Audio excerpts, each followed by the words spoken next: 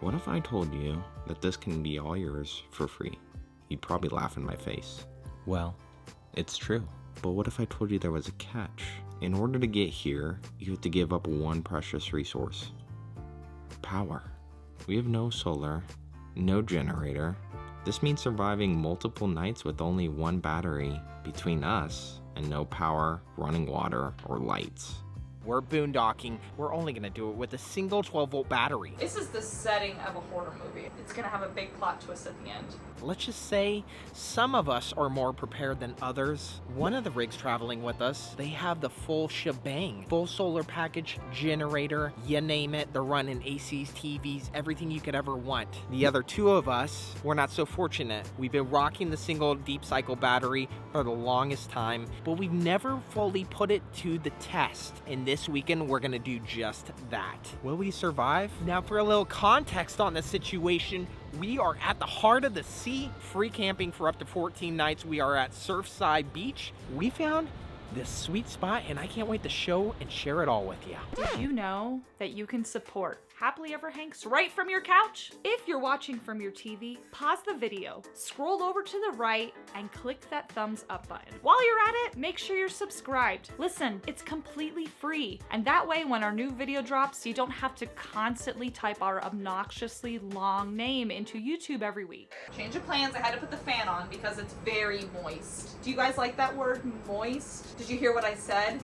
Moist. It's gonna be wild. Yeah, well that's what's up. Anybody? There was no response. But I like to do some garlic powder. Oh, the wind. Oh, the wind. Ah! You can't go wrong with salt and pepper if you're never sure what to do when you're cooking. Just do this, and it looks like you know what you're doing. Yeah. What is that? I'm just gonna pretend. What's up, pepper? We've been watching a lot of Survivor where people are literally like eating clams from the ocean, and my thought is like, you can't mess up food.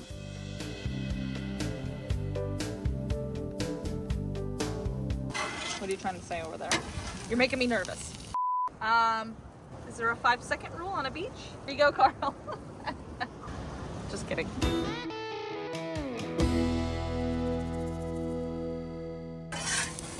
They're perfect. Not to toot my own horn, but way to go, Nene.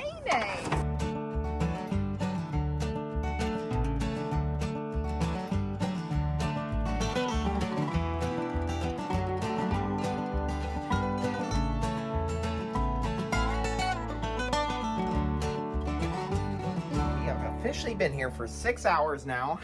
Let's see what the results are. Oh, Snapola, look at that. We are still full. Looking good. So we'll just keep doing our due diligence, shutting off lights when we can, and seeing where the battery takes us tomorrow. We still got a couple nights of this. I mean, we gotta make it through the night, tomorrow night, and then the final result will be interesting, to say the least. I'm keeping the positive vibes coming though. Well, apparently that's with Nene going crazy with the lights. Everybody's calling me out and saying, for not having any setup, you guys just have the lights on constantly over there. So, I'm just saying. No, I'm really glad you mentioned it, because I was gonna say it.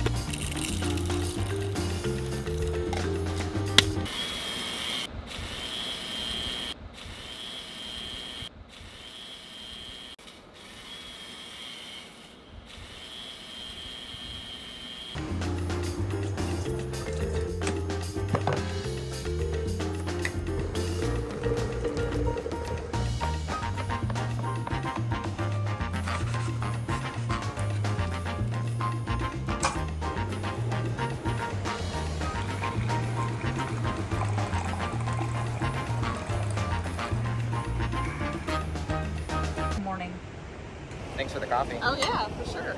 Hey, speaking of coffee, do you know why the coffee never talked to the herbal drinks? Just really wasn't his cup of tea. You're done. Well, we slept really good last night.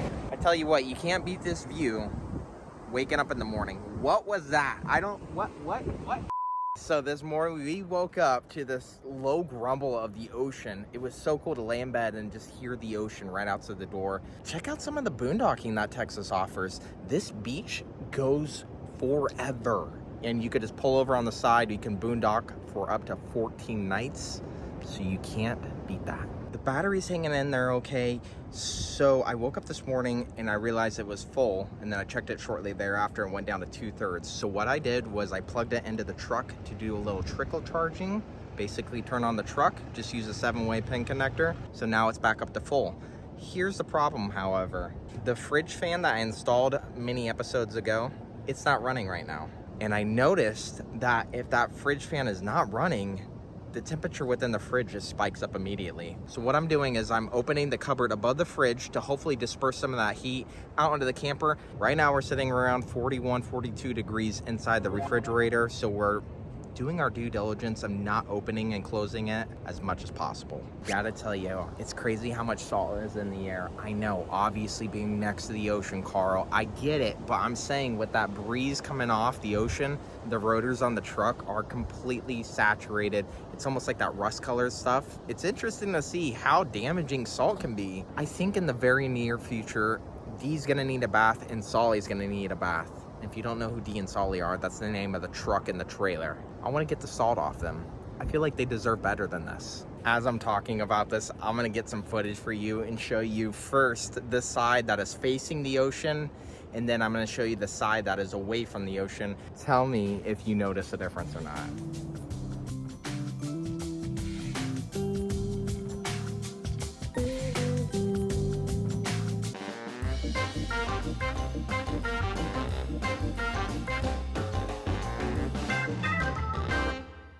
New concept today. We're starting a fire. This isn't the new concept. What is the new concept, however, is digging a tunnel that leads into the fire. I did learn something on the internet, and I think it was called a Dakota fire. And it's a way of building a fire that like makes it not smoky, because you build a deep hole, and then in the front of it you put like a hole, another hole that like leads to the fire. This allows oxygen to continuously be pushed to the bottom of the fire. That way, hopefully, we won't have smoke. This is the main hole we have here with our kindling, and then our little passageway tunnel. I know, however, fire needs 3 things: fuel, oxygen, and heat. I remember that. I'm not a professional here. I have no idea what I'm doing. So do we need more than just 1 tunnel? Probably. But we're gonna find out real shortly if this works or not. Stand back. I'm not a professional. And no, this is not cheating.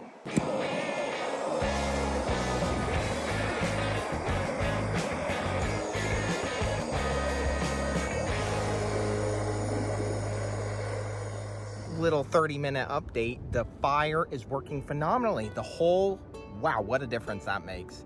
So if you're ever out on the beach, use this tip. Build yourself a little tunnel there, and that will really help the fire to get going. Also, very minimal smoke, which is nice. It burns so efficiently, I gotta slow down putting logs on because we're gonna burn through all of our wood before it even gets dark. But pretty cool, right?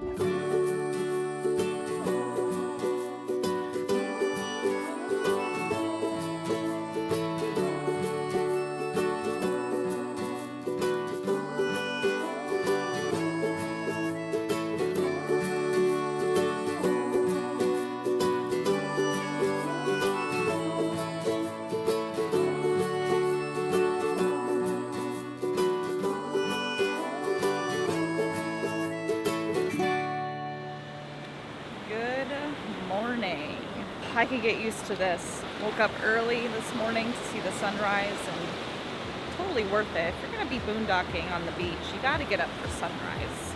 This is day 3 of boondocking on the beach here in Freeport, Texas, with just one 12-volt lead acid battery. Guys, I had my doubts. I was like, we're gonna have to go figure out how to get a generator or something, because this just seems too good to be true. Now, in order to pull something like this off, you definitely want to follow the correct weather. It's very hard to do a boondocking scenario like this when it's either way too hot or way too cold. When I was thinking about everyone who reaches out that's interested in boondocking and they're asking like what kind of setup we think they should get, like how many batteries and how much solar, what kind of generator. Now everyone has a lot of opinions on this. And a lot of people are like, oh, you should always have a generator, or what if something goes wrong, or blah, blah, blah. Yeah, that makes sense. There's always emergencies that can happen. It's not a bad idea to carry one of those around just in case of emergencies. And there was a moment where we did plug the 7-way pin into the truck because the battery was reading 2/3. And we're like, hey, let's just trickle charge that puppy right back up for a little. And with that one battery, we're able to do this dry camping, this boondocking, for about 2 nights, 3 days. You dry camp with that one battery, not doing any crazy upgrades to your rig for 2 nights. That saves you about $100. And you do that twice a month, you're saving $200 a month. For the whole year, you will save about $2,400 in RV park stays, which I think is just like, that's a big, good savings that you could put towards adventures, you could put towards some upgrades. I would say if we're gonna get anything special, it would probably be like at least 2 batteries, maybe make them lithium, and then get an inverter installed. I think we need to surprise Carl and go wake that guy up. I doubt that he's up right now.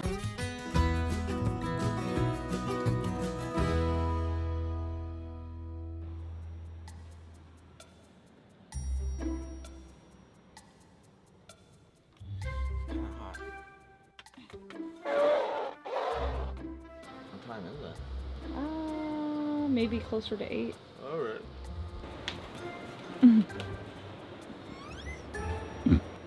You know, I remember when you're in bed, I always bring you like that hot, fresh brewed coffee. Where's my coffee? Where's the Keurig? Alright, let's see how the battery's doing. Dun dun dun dun. 2/3.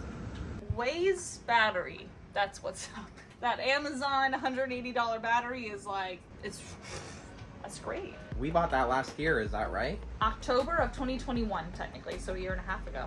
And you know what the struggle was? Not the battery. Like, you would think it's the electricity in the battery, but once again, it was the water and the tanks. Yeah, I definitely feel like the water was the culprit. Big question is, do we eventually upgrade to a lithium? Because with the lead acid battery, word on the street is that you can never allow the battery to drop below half its capacity or it starts damaging the battery. But according to the lithium owners, you can deplete it all the way and the lithium battery is okay. That's true. I think it's worth it to upgrade to lithium.